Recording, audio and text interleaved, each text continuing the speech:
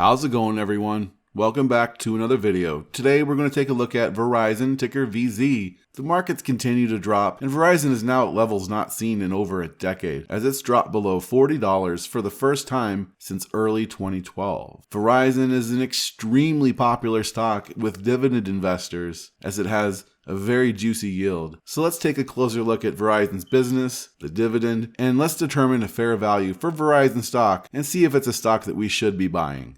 This is the Dividend Growth Income channel. I'm Nick. Thank you for joining me today. We love dividends here, especially dividend growth stocks. If this is your thing too, please give us a like and subscribe as it helps us out more than you can imagine. I hope you enjoy this quick dividend stock valuation and analysis. Please keep in mind, I'm not a financial advisor or guru. I'm just a regular guy who wants to share my love for dividend investing. Nothing in this video should be taken as financial advice. Investing in the stock market does carry risk, so please do your own due diligence. Alright, so folks, if Verizon is a buy, this is the best opportunity we've had in over a decade. Now, another way to look at it is that Verizon has been a poor investment for the last decade. Here in Seeking Alpha, we can see its historical performance, and this is being recorded on September 23rd, 2022. So in the last month, Verizon is down 9.7%. Year to date, Verizon's down 25%. In the last year, we're down over 27%. In the last 5 years, we're down over 20%. And the last 10 years, we're down over 13%. And actually, if you had been invested in Verizon from the beginning and you didn't sell out of the all-time highs, you were actually down. And Verizon has never even come close to its high valuation during the dot-com bubble of 1999 and 2000. But this doesn't tell the entire story because Verizon pays a hefty dividend, and the price performance alone doesn't factor that in. So to get an accurate look at the investment performance, we should look at total return. So in the last 5 years with dividends, you're almost exactly even in your investment. You're up 0.05%.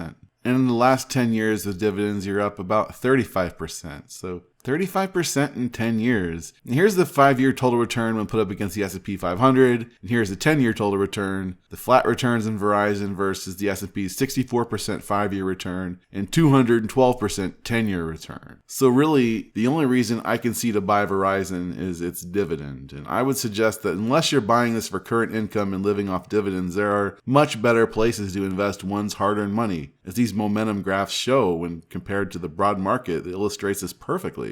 But as we know, past performance doesn't guarantee future results, and at a 10-year low, this could be an intriguing value play, a turnaround, and we've never been able to get Verizon at this current 6.6% yield. Now, this could also be a value trap, baiting us with that high yield. I do have a small position in Verizon myself, and I'm down quite a bit. And actually, in my dividends portfolio, this is the one I'm down the most. At the end of the video, I'll show you my position in Verizon and the dividend income it pays me and what I plan to do with it. So let's figure out why Verizon is down so hard and more importantly, could at least some of this 20+% drop in the last 3 months be an overreaction? Is Verizon a struggling company being dragged down even further by the overall bear market of 2022? Can you hear me now?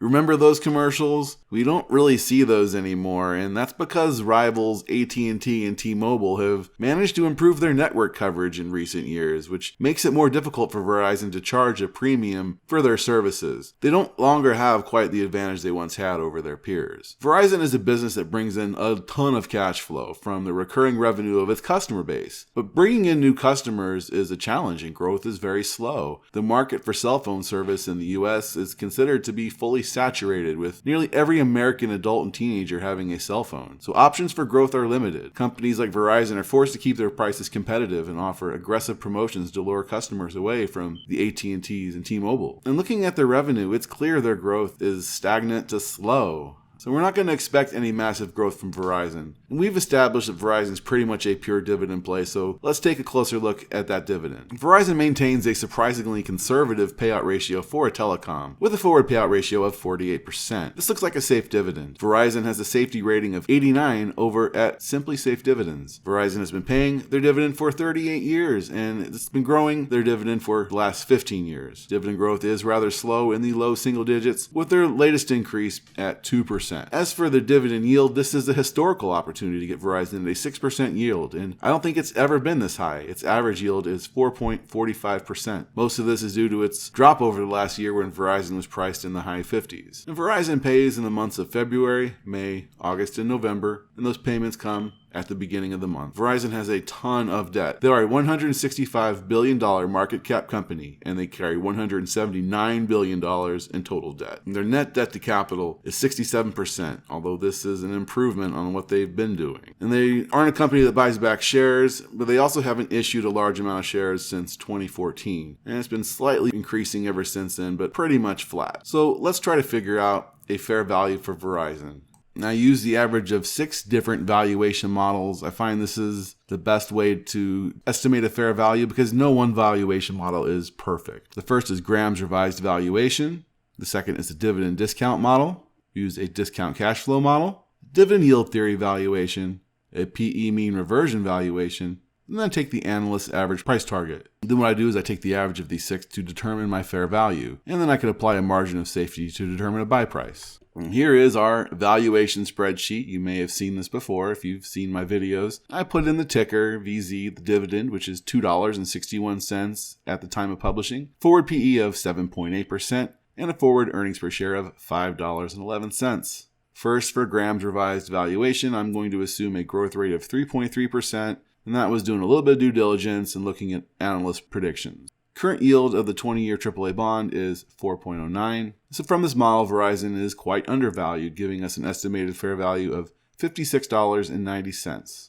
Next, let's look at the dividend discount model. The historical 5-year annual growth rate is 3%, and the last raise was 2%. So this was a good assumption for the future, I believe. This is a high dividend already, and they have a ton of debt to pay down. And using a 9% discount rate, we get a fair value of $38.03. Now, had we assumed a 3% growth rate, then we have a fair value just below $45, to give you an idea of how shifting these numbers changes things. Let's look at the discount cash flow. I assumed a growth rate of 3.3%, just as I did for Graham's valuation, a 2% perpetual growth rate, and a 9% discount rate. Their current free cash flow is a little more than $10 billion, and their outstanding shares are at $4.18 billion. So the estimated fair value for the discount cash flow model came out very close to the dividend model at $37.35. As for the dividend yield theory model for the next valuation, we're simply doing a comparison to Verizon's 5-year historical average yield, which is 4.45% versus its current 6.6%. And if Verizon was to revert back to this mean, it would be priced at $58.65. Another mean reversion valuation is just looking at the historical PE and then calculating what the current price would be at that PE today. And the historical 5-year PE is 11.6, while the current is 7.8. And this would give us a fair value of $59.28. Finally, I factor in the average analyst price target, and price targets vary between $33 on the low end to $68 on the high, giving us an average of $51.53. Factoring it all together, I do believe Verizon's fair value is around $50.29, right at that $50 mark, which is 27% higher than it is today. So if we were to believe the assumptions are correct, Verizon is quite undervalued for its stock. But don't assume my assumptions are correct, please. I could be way off on these, or a calculation could be wrong somewhere. When doing valuations like this and trying to figure out a good buy price, I always like to have a margin of safety in place. For a stock like Verizon, if I didn't own it already, I'd probably want a 20% margin of safety, and that gives us a buy price of $40.23. So it's right there. It's going to be a decent opportunity if you believe in the future of Verizon, especially if you're looking for current income, as the dividend does look to be quite safe. And if you want a higher margin of safety, say 30%, then it's going to have to come down a little bit more. You'd probably be looking to get in around $35, and I do think that opportunity could present itself pretty quickly. So as promised, I'll show you what I got from my own holdings of Verizon. I do own a small position of 33 shares. The average cost is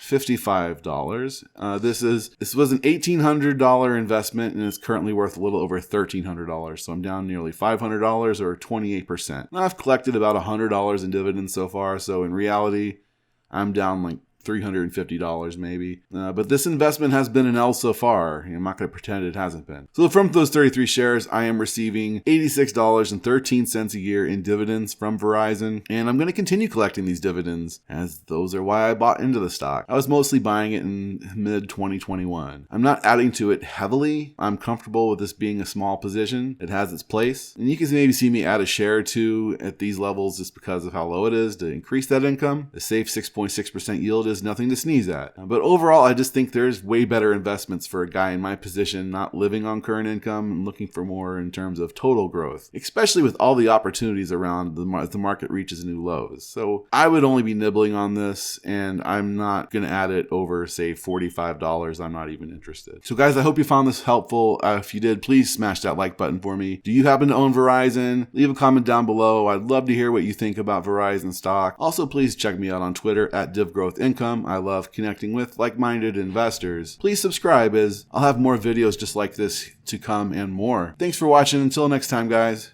keep investing.